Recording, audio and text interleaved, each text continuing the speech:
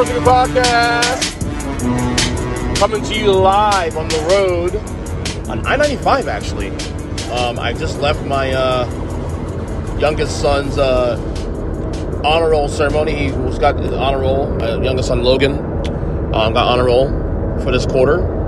Very proud of him. Great kid, doing a great job at school.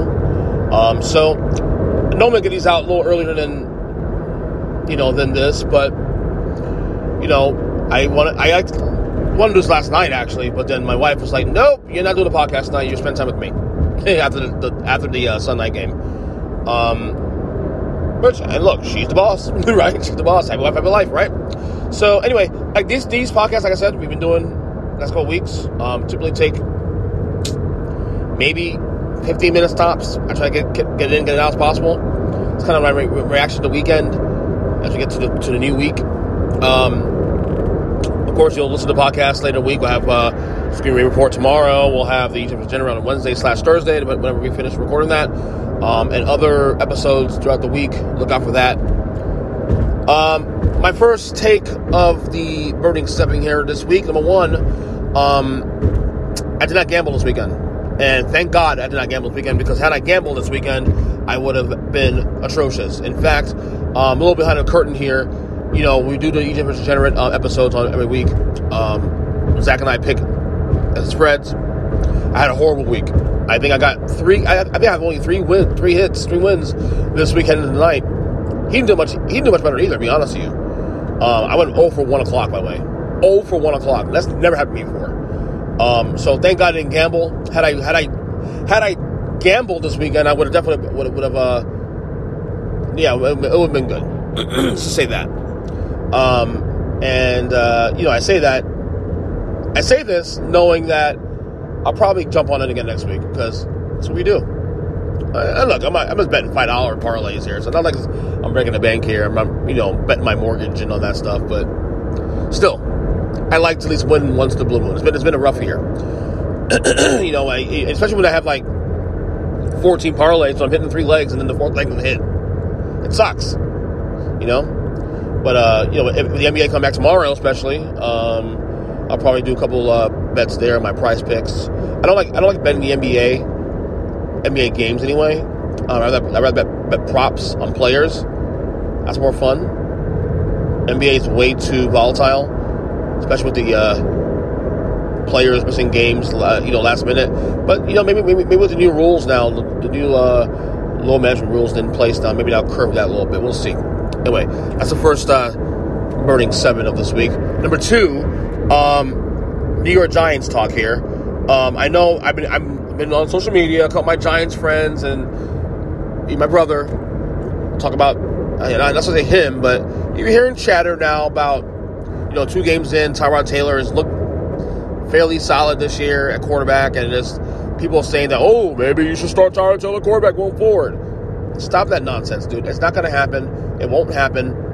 For starters, I have 40 million reasons why that's not going to happen. Daniel Jones is getting paid $40 million a year, okay?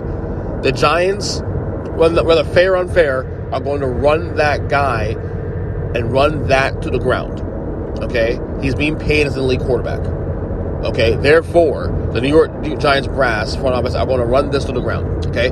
Yes, there is something to be said about Tyrod Taylor's quarterback right now, how he's played. The vertical game has been better. They've been able to be a lot more efficient. Some reason the receivers are responding better to Tyrod Taylor.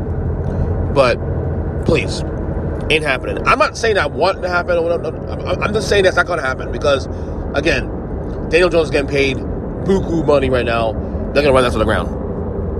Okay? So, stop the nonsense. Daniel Jones is starting quarterback. Don't even try to twist yourself in the knot about this, okay? Ain't happening. All right. Third Burning 7 here. Well, we officially have a clear Tier 1 in the NFL. Yes, we got one more game tonight, but I think even San Fran loses tonight, I think it's still a Tier 1 team. The Kansas City Chiefs, obviously, on a roll, won 6 in a row. The Philadelphia Eagles, huge win last night against the Dolphins, and the Niners. Those are your 3 teams right now, Tier 1 teams in the NFL. All right? I don't want to hear anything about the Cowboys or the Lions, Dolphins, Ravens, Bengals. None of that. Right? No. Right now, Tier 1 residency 3 teams. It's the Eagles, the Chiefs, and the Niners. All right?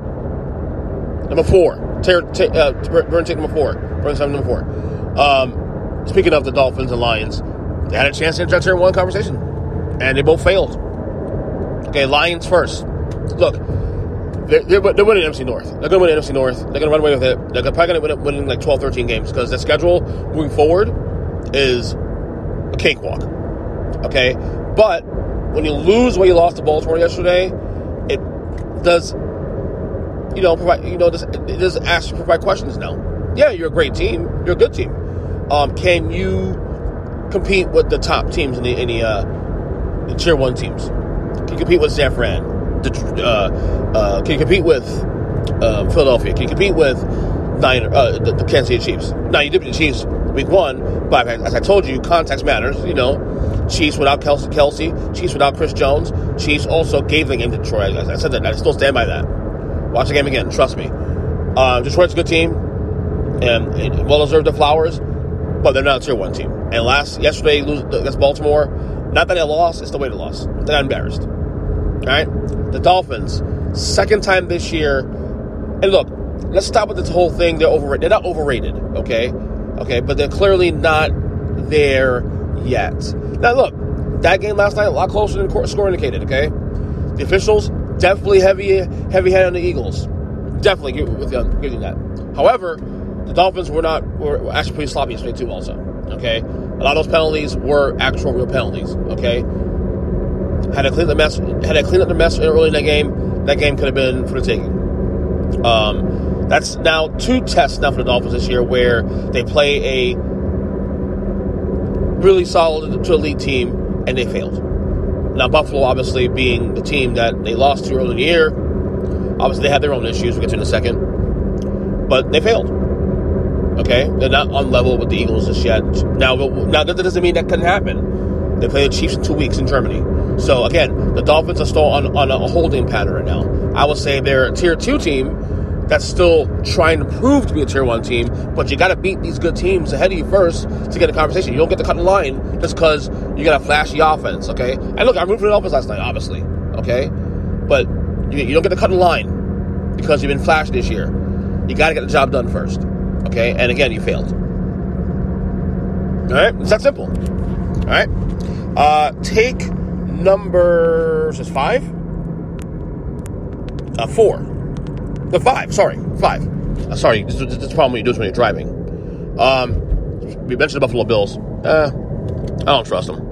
I'm sorry. And I say this with the fact that the Buffalo Bills, to me, have the highest ceiling in the NFL. Like, they could be the best team in the NFL and ain't close, based on their talent. But also have one of the lowest floors in the league. Like, when they're really, really good, you saw for a 3-week stretch between week 2, week 4. When they're really good, they are phenomenal. All right? When they're really good, they're phenomenal. But when they're bad, it's bad. Look, the last 3 weeks, okay, so they lose their Jaguars in London, okay? They should have lost to the Giants last week, okay? They got bailed out by the referees in that one, but it is what it is. And then they don't even show up they only show up against the Patriots. Then they finally get hot late, take a lead, and blow the game late. Yeah. Buffalo, hard to trust. They're 4-3. Look, they're probably going to be a playoff team. I don't even know that, to be honest with you, because the AFC is wide open right now. But the Pats winning on Sunday, Bill Belichick's 300th win as head coach, third all time. Congrats to Hoodie. Will he catch Shula? We shall find out. But if you trust the Buffalo Bills right now through 7 weeks, do so your own peril. Again, Bills fans, Bills Mafia, I keep telling y'all, this is the stuff I'm concerned about. You guys have a 2-3 week stretch where you guys look like the best team in football, and then all of a sudden, the next 2-3 weeks, you look like crap. Explain that to me. I don't understand. So, don't trust them. All right, so there's a sixth take here. Let's go to the college football. And I want to get my playoff 4. I haven't done a playoff 4 yet this year. But we're now more than halfway through the season. And my playoff 4 right now in college football looks like this. 1, Michigan, not Georgia. Michigan 1. Michigan's been and look, the schedule's been shit. So obviously I'm not going to sit there and say, no, I acknowledge I haven't played anybody yet.